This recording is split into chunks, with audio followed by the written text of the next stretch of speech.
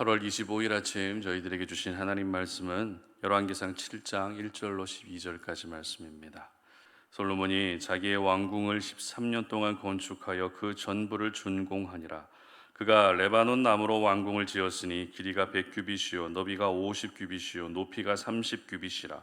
백향목 기둥이 4줄이요 기둥 위에 백향목 들보가 있으며 기둥 위에 있는 들보 45개를 백향목으로 덮었는데 들보는 한 줄에 15이요 또 창틀이 3줄로 있는데 창과 창이 3층으로 서로 마주대하였고 모든 문과 문설주를 다 큰 나무로 네모지게 만들었는데 창과 창이 3층으로 서로 마주대하였으며 또 기둥을 세워 주랑을 지었으니 길이가 50규빗이요 너비가 30규빗이며 또 기둥 앞에 한 주랑이 있고 또 그 앞에 기둥과 섬돌이 있으며 또 심판하기 위하여 보좌의 주랑 곧 재판하는 주랑을 짓고 온 마루를 백향목으로 덮었고 솔로몬이 거처할 왕궁은 그 주랑 뒤 다른 뜰에 있으니 그 양식이 동일하며 솔로몬이 또 그가 장가든 바로의 딸을 위하여 집을 지었는데 이 주랑과 같더라. 이 집들은 안팎을 모두 귀하고 다듬은 돌로 지었으니 크기대로 톱으로 한 것이라. 그 초석에서 처마까지와 외면에서 큰 뜰에 이르기까지 다 그러하니 그 초석은 귀하고 큰 돌 곧 10규빗 되는 돌과 여덟 규빗 되는 돌이라. 그 위에는 크기대로 다듬은 귀한 돌도 있고 백향목도 있으며 또 큰 뜰 주위에는 다듬은 돌 3켜와 백향목 두꺼운 판자 한 켤을 놓았으니 마치 여호와의 성전 안뜰과 주랑에 놓은 것 같더라. 아멘. 성전 중심의 신앙을 가져라 라는 제목으로 오늘 아침 말씀 전합니다. 신앙이라는 것은 우리의 신앙의 대상, 우리의 믿음의 대상이신 하나님을 온전히 바라보며 사는 것을 의미합니다. 즉 하나님이 우리 신앙의 중심이 되어야 한다는 것이죠. 하지만 하나님이 우리 신앙의 중심이 되지 않고 다른 것이 우리 신앙의 중심이 될 때가 간혹 있는 것 같습니다. 예를 들면 신앙을 가지고 있으면서도 그 신앙이 철저히 자기중심적인 신앙의 모습일 때가 있죠. 그리고 또 어떤 분은 기복주의와 같은 신앙으로 항상 복받기를 원하는 것이 그분의 신앙의 중심이 되어 있는 분도 있습니다. 분명한 것은 우리의 신앙이 하나님이 중심이 되지 않고 다른 것들이 중심이 되는 순간 그것은 더 이상 신앙이라 할 수 없다는 것입니다. 특별히 하나님 중심의 신앙을 조금 더 다르게 표현하면 성전 중심의 신앙이다라고 말할 수 있을 것 같은데요. 왜냐하면 어제도 살펴본 것처럼 성전은 하나님의 임재가 생명이기 때문입니다.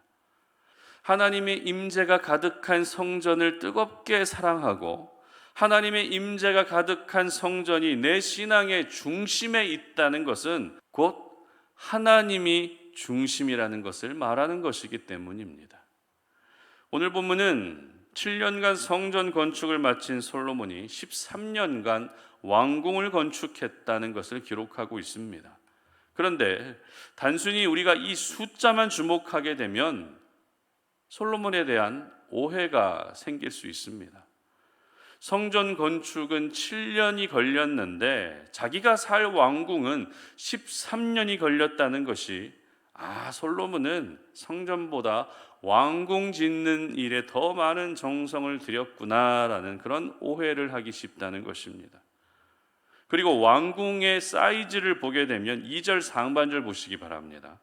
그가 레바논 나무로 왕궁을 지었으니 길이가 100규빗이요 너비가 50규빗이요 높이가 30규빗이라. 아멘. 이 크기는 성전 크기의 약 2배가 되는 크기입니다. 이처럼 왕궁의 사이즈 그리고 왕궁을 지은 기간이라는 숫자만 보게 되면 누구나 솔로몬에 대한 오해가 생길 수 있다는 것입니다. 그러나 믿음의 세계는 숫자가 중요하지 않습니다.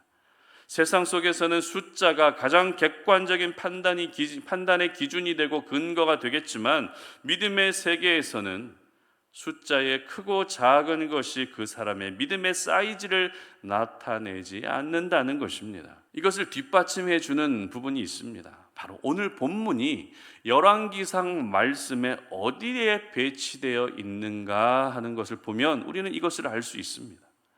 어제도 살펴본 것처럼 지금 솔로몬은 한참 성전에 대한 구체적인 언급을 하고 있습니다.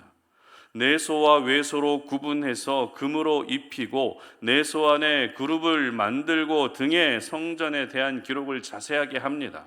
그리고 오늘 본문과 이어지는 7장 13절 이하에서도 다시 성전에 대한 언급을 이어갑니다. 노수로 기둥을 만들고 성전 기구들은 또 어떻게 만들고 등의 성전에 대한 기록을 이어가고 결론으로 성전 봉헌식의 현장을 보여주고 있습니다. 이처럼 열왕기상 6장부터 8장까지는 온전히 성전에 대해서 집중적으로 기록하고 있는 말씀입니다. 그런데 성전에 대해서 기록하던 중에 잠시 멈추고 자신의 왕궁에 대한 기록을 하고 있다는 것이죠. 분명 왕궁의 건축 기간도 더 길고 왕궁의 사이즈도 더 크다면 왕궁에 대한 소개가 더 길어지는 것이 당연합니다.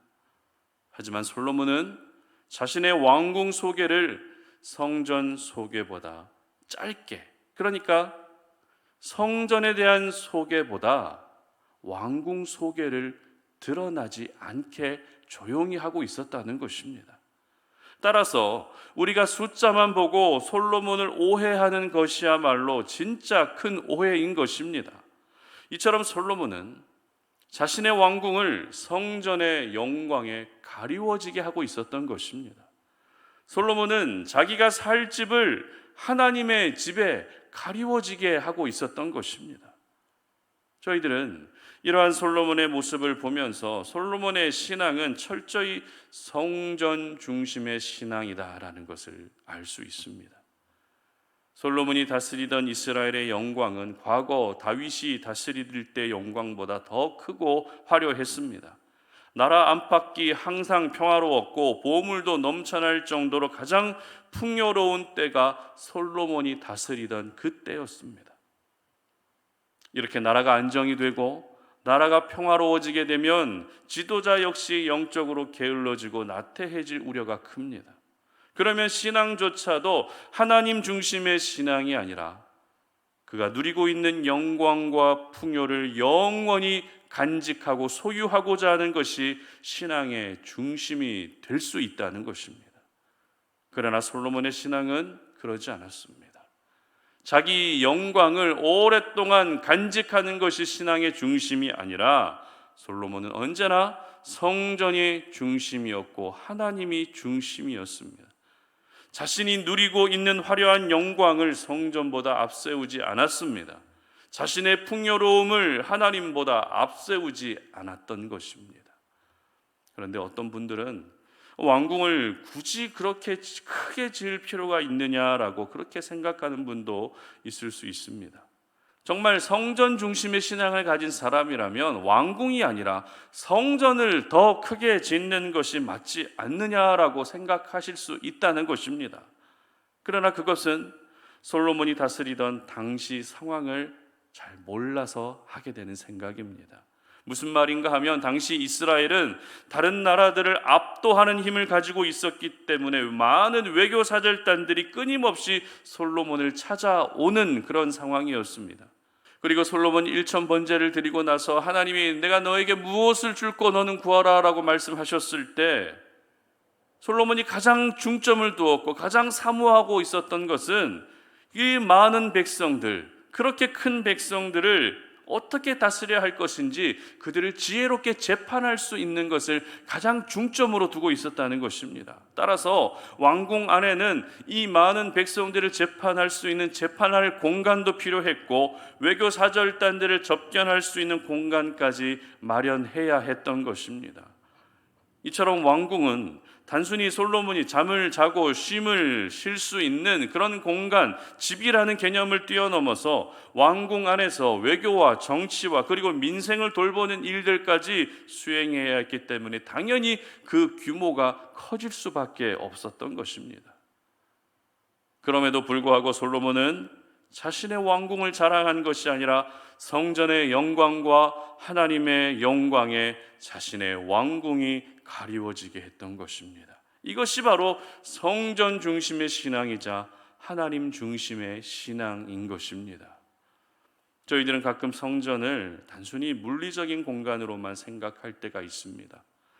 예배드리는 공간, 기도할 수 있는 공간이라는 공간의 의미로만 성전을 생각하다 보니 성전 안에서 진정한 생명을 경험하지 못할 때가 참 많았던 것 같습니다. 여러분, 성전은 하나님 그 자체입니다. 그렇다고 성전을 신성시해야 된다라는 것은 아니지만 성전을 사랑하는 것이 곧 하나님을 사랑하는 것이기 때문에 우리의 신앙은 철저히 성전 중심의 신앙이 되어야만 하는 것입니다. 그래서 다윗은 시편 26편 8절에서 이렇게 고백하는데요. 제가 읽어드립니다. 여호와여, 내가 주께서 계신 집과 주의 영광이 머무는 것을 사랑하오니. 아멘. 이렇게 고백하고 있습니다. 그러고 보면 솔로몬이 성전 중심의 신앙을 지킬 수 있었고 성전 중심의 신앙을 가질 수밖에 없었던 이유는 바로 아버지 다윗에게 가장 많은 영향을 받았기 때문입니다. 우리의 신앙은 언제나 성전 중심의 신앙이 되어야 합니다. 하나님 중심의 신앙이 돼야 그 신앙을 통해 하나님이 이 일을 하시는 것입니다. 그러므로 여러분의 가정도, 여러분의 업적과 여러분의 스펙과 배경도 모두 하나님의 영광에 가리워질 수 있게 하시기를 바랍니다. 그런데 오늘 우리가 솔로몬의 모습을 보면서 한 가지 아쉬운 점이 발견되는데요. 8절 하반절 보시기 바랍니다. 솔로몬이 또 그가 장가든 바로의 딸을 위하여 집을 지었는데 이 주랑과 같더라. 누구를 위하여 집을 지었다고요? 바로의 딸을 위해 집을 지었다는 것입니다. 즉 솔로몬이 이방 여인과 결혼했다는 것입니다. 당시 국제 정세를 보게 되면 애굽이라고 하는 이 나라의 존재감이 워낙에 막강했기 때문에 그에 합당한 대우를 해주기 위해서였다라고 볼 수도 있지만 이 솔로몬의 아쉬운 마지막 모습이 바로 이 부분에서 시작되었다라는 것을 우리는 기억해야 합니다. 여러분, 진정한 성전 중심의 신앙은 하나님만을 사랑하는 것입니다. 진정한 성전 중심의 신앙은 다른 세상의 것들과 타협하지 않는 것입니다. 진정한 성전 중심의 신앙은 하나님을 최우선으로 여기는 것입니다. 바라기는 우리 성도님들의 성전 중심의 신앙이 그 어떤 것과도 타협하지 않는 가장 순수하고 순전한 성전 중심의 신앙이 되시기를 바랍니다.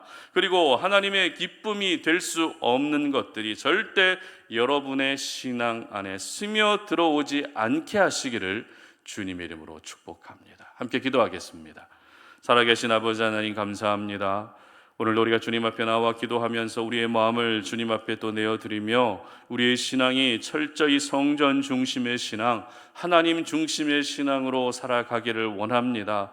나 중심의 신앙에서 벗어나기를 원합니다. 기복주의 신앙에서 벗어나기를 원합니다. 오로지 성전 중심, 하나님 중심의 신앙이 되게 하여 주셔서 그 어떤 불순물들로 섞이지 않게 하시고 순수하고 순전함을 이어가게 하셔서 성전 중심의 신앙을 가지고 살아갔을 때 그 인생을 책임져 주시는 하나님의 은혜를 경험하게 하여 주시옵소서. 감사드리며 예수님의 이름으로 기도드립니다. 아멘.